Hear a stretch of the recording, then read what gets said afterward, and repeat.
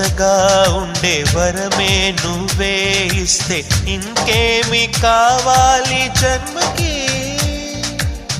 మచ్చలేని చంద్రుడిని మాట రాక చూస్తున్నా, వరస కాని బంధుని చొరవ చేసి అంటున్నా, ఇంకెప్పుడు ఒంటరినని అనరాదని, నీకు సొంతం అంటే నేనేనని. కొమ్మ కొమ్మ విన్నావమ్మ కోయిల వస్తుంది, వస్తూ వస్తూ తనతో వెన్నెల వెలుగులు తెస్తుంది.